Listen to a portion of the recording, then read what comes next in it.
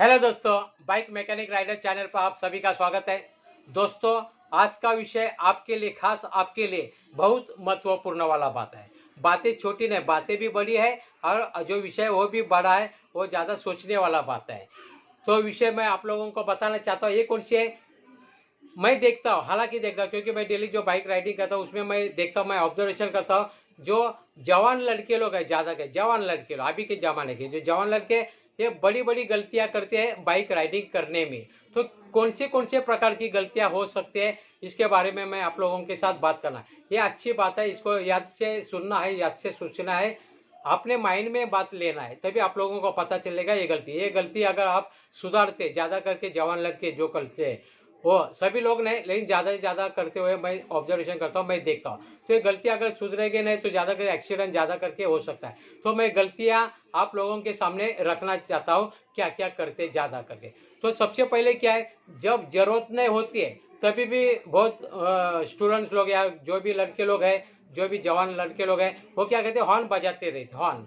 तो बाजू में कोई लड़की जा रहा है, लेडीज जा रहा है, कोई जा रहा है या कोई लड़का बिड़का जा रहा है, उनको देख के ऐसा जरूरी नहीं है लेकिन हॉर्न बजाते रहते हैं। तो इनको पता होना चाहिए, कोई कोई जगह पे इंडिकेटर दिया जाता है कि बताया जाता है, सिंबल होता है कि यहाँ पे स्कूल है, हॉस्पिटल है, ऐसा दिया जाता है ना। तो यहाँ पर हमें हॉर्न नहीं देना है, वहाँ पे नो हॉर्न होता है। अगर हॉर्न बजाते हैं तो ट्रैफिक हवलदार आपके पास से चलन काट सकता है। तो हॉर्न बिना काम से नहीं देना चाहिए, ऐसे बहुत जन गलती भी करते हैं। उसके बाद मैं आप लोगों को और एक बात बताता है, कभी कभी क्या होता है, जो भी ट्रैफिक का सिग्नल होता है, अलग अलग सिग्नल हो, चाहे जो भी सिंबल अलग अलग होता है कि इतना किलोमीटर से चलो, इससे यहाँ वो ये अलग अलग प्रकार का सिग्नल, उसके बारे में मैं अलग से वीडियो बना। तो इसको ज़्यादा करके इग्नोरेंस करते ज़्यादा करके और आगे जाने की कोशिश करते ज़्यादा करके। दोस्तों, और एक बात मैं बताना चाहता हूँ, ज़्यादा करके बहुत जन क्या करते हैं, ओवरटेक करने की कोशिश करते हैं।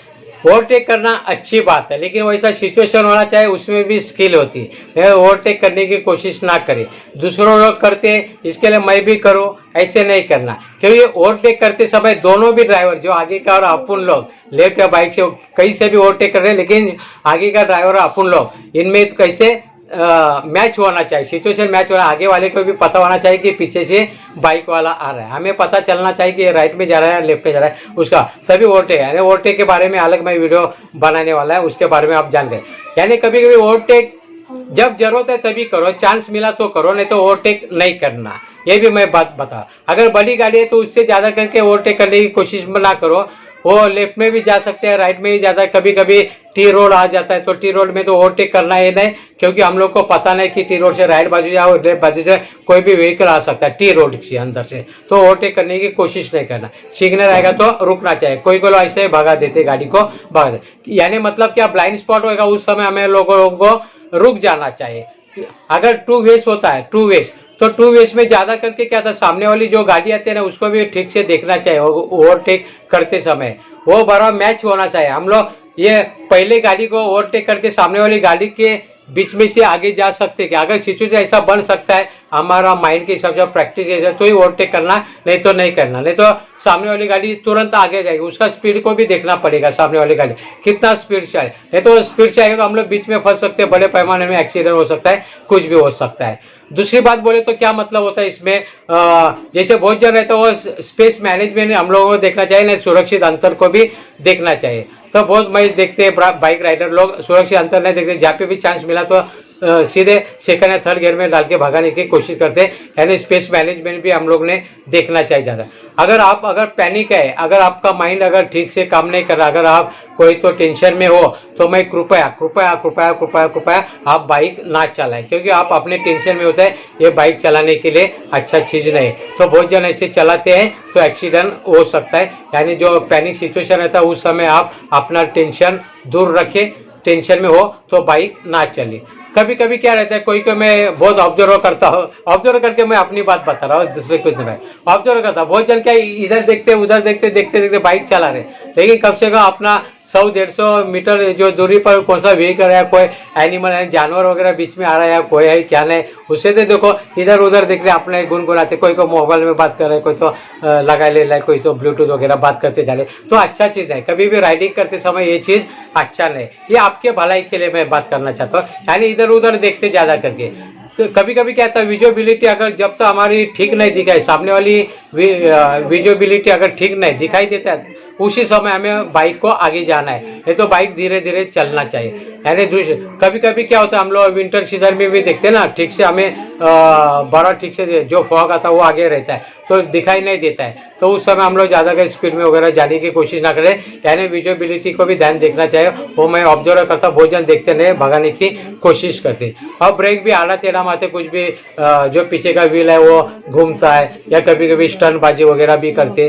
तो स्टंटबाज करने के लिए अलग रास्ता होता है, वहाँ पर स्टंटबाज वगैरह करते तो अच्छा है, लेकिन उसके लिए भी वो करने वाला राइडर होना चाहिए। मैं स्टंट करो लेकिन वो करने वाला चाहिए, उसको आता है तो कर सकता है, लेकिन जिसको नहीं आता वो सिर्फ हाईवे के ऊपर या डायरेक्ट ओपन रोड के ऊपर स्टंट ना करे, पहले प्रैक्टिस करे, बाद में कर सकता है। मैं अपन कुछ उसके बारे में बोलना चाहे। उसका जो ब्रेकिंग सिस्टम हो गया उसके बारे में, अगर आप लोगों को गलती करते, अगर हेलमेट नहीं पहनते, हेलमेट अच्छी बात है, क्यों?